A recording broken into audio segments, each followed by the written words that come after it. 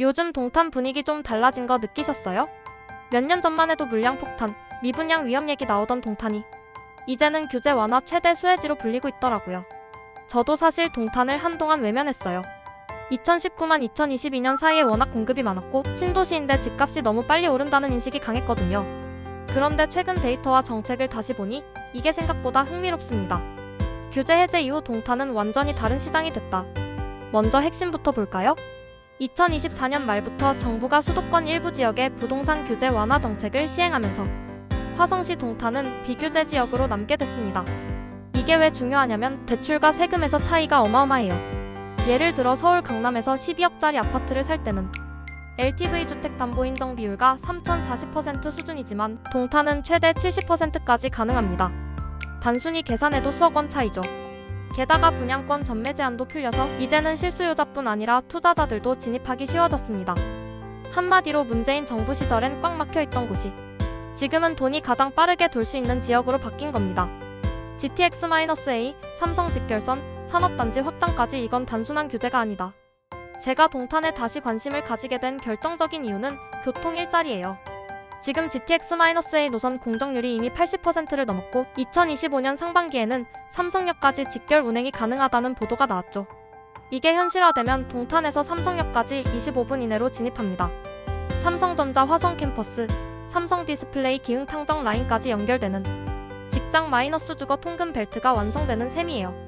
이건 단순히 신도시 인프라 수준이 아니라 수도권 남부의 경제권 중심 이동을 의미합니다. 실제로 KB부동산 통계에 따르면 2025년 9월 기준 동탄역 인근 동탄이 신도시 중심부의 매매 지수는 전월 대비 1.8% 상승, 같은 기간 서울 평균 상승률 0.4%를 크게 웃돌았습니다. 거래량도 3개월 연속 증가세예요. 예전에 비해 분위기가 왜 이렇게 달라졌을까?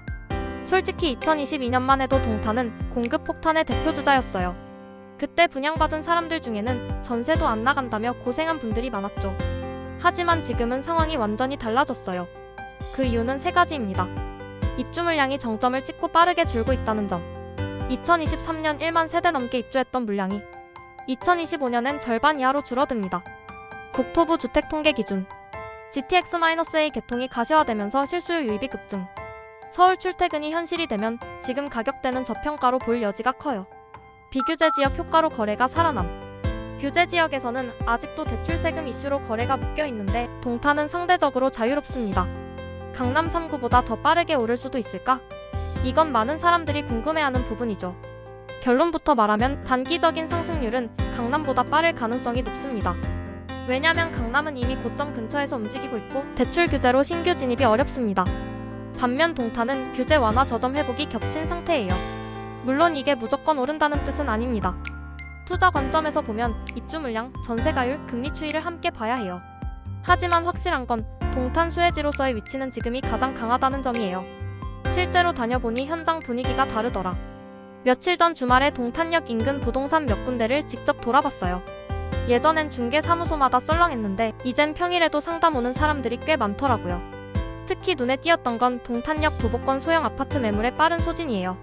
23억 초반대 구축 빌라들은 이미 매물이 거의 없고 신축 30평대도 이번 주에 계약될 것 같아요 라는 말이 심심치 않게 들립니다. 이건 단순히 투자자들 때문만은 아니에요. 삼성전자 협력업체나 판교 출퇴근 수요가 동탄이라면 출퇴근이 된다는 인식으로 바뀐 거예요. 그래도 불안한데 다시 규제 묶이지 않을까? 맞아요. 이 부분은 많은 분들이 걱정하는 부분이에요. 실제로 일부 커뮤니티에서는 이번에 또 오르면 바로 규제될 것이라는 말도 있죠. 그런데 국토교통부의 최근 입장을 보면 단기 급등이 아닌 이상 당분간 추가 규제 지정은 없을 것으로 보입니다. 정부는 오히려 거래 활성화를 강조하고 있고 금리 인하 시그널이 나오면서 시장 회복을 유도하는 단계예요. 즉, 이번 상승 흐름은 정책 리스크보다는 기대 회복 국면에 가깝습니다. 결국 중요한 건 실거주 투자 밸런스. 제가 늘 강조하는 게 이거예요. 지금 시장은 단기 시세 차익보다는 안정적 실거주 기반의 투자가 중요해요. 동탄은 분명히 실거주 만족도가 높은 지역입니다. 학교, 학원, 상권, 교통 모두 신도시 중 최상급이에요. 그래서 단순한 투자용 아파트보다는 직장과의 거리, 향후 생활 편의성을 함께 고려해서 선택하는 게 좋아요. 예를 들어 동탄이 신도시 내에서도 GTX-A 역세권 동탄역 중심과 남동탄 청계 영천 지역의 가격 차이는 최대 2억 이상 벌어집니다. 이건 향후에도 더 커질 가능성이 높아요. 결론 동탄 수혜지는 이미 시작됐다. 정리하자면 지금 동탄은 규제 완화로 진입 장벽이 낮아졌고 교통산업 호재가 현실화 단계에 있고 공급 감소와 실수요 증가가 동시에 일어나고 있습니다. 이 세 가지 조건이 맞물리면 시장은 언제나 같은 방향으로 움직여요. 돈이 갈 수 있는 곳으로 흐른다. 저는 이걸 동탄 수혜지 이막이라고 부르고 싶어요. 과거의 거품과 지금의 구조는 전혀 다릅니다. 이번엔 단기 투기보다 지속 가능한 회복 흐름에 더 가깝다고 봅니다.